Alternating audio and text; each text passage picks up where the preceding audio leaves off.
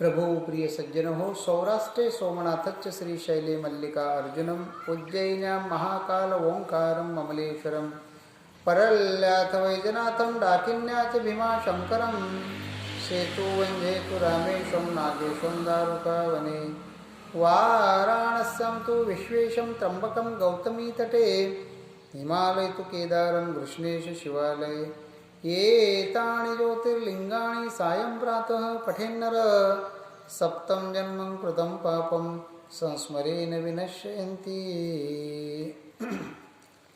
प्रभू प्रिय सज्जन हो, भक्ती शक्तीच्या या अगम्य असणाऱ्या सोहळ्यामध्ये या ठिकाणी आपण गेल्या 5 दिवसापासून श्री शिव महापुराण कथा श्रवण करीत आहात आणि अशा या प्रकारे या ठिकाणी पंचम दिवस व्यतीत होऊन आज या 6म दिवसाला या ठिकाणी पुनश्च प्रारंभ झाला आणि अशा प्रकारे आज आपण या ठिकाणी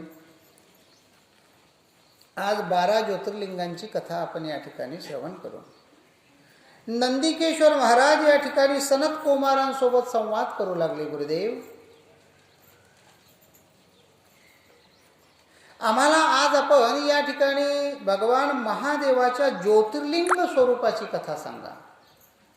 प्रभो, जे जे महेश्वराचे अवतार झाले, सौराष्ट्रामध्ये सोमनाथ आहे, श्रीशैल पर्वतावर मल्लिकार्जुन, उज्जैनमध्ये महाकाल, ओंकारेश्वरला अमरेश्वर किंवा हिमालयामध्ये केदारेश्वर, डाकिनीमध्ये भीमाशंकर, काशीमध्ये विश्वनाथ, गौतमीमध्ये त्या ठिकाणी गोदावरीच्या तटांकावर त्र्यंबकेश्वर, चिताभूमीमध्ये वैद्यनाथ, दारुक वनामध्ये नागेश्वर आणि सेतुबंधावर रामेश्वर आणि शिवालयामध्ये त्या ठिकाणी कृष्णेश्वर, असे हे 12 अवतार आहेत. आणि या 12 अवतारांचं या ठिकाणी दर्शन घेतल्याने, भक्तिभावांचं त्यांचं पूजन केल्याने भगवान भोलेनाथाची कृपा आशीर्वाद आपल्यावर प्राप्त होतो. अशा प्रकारे या ठिकाणी मनुष्यांना आनंद प्राप्त होतो. जीवित आहे तोपर्यंत शिवकृपा त्यांच्यावर होते आणि अशा प्रकारे मरणासन्न स्थिती प्राप्त झाल्यावर सुद्धा, मृत्यू प्राप्त झाल्यावर सुद्धा अंती मनुष्य कैलासामध्ये जात असतो. अशा प्रकारे वैष्णवांनो, आता शिवजींचा सोमेश्वर नामक पहिला अवतार जो आहे तो सौराष्ट्र नामक पावन देशामध्ये त्या ठिकाणी लिंग स्वरूपाने स्थित आहे.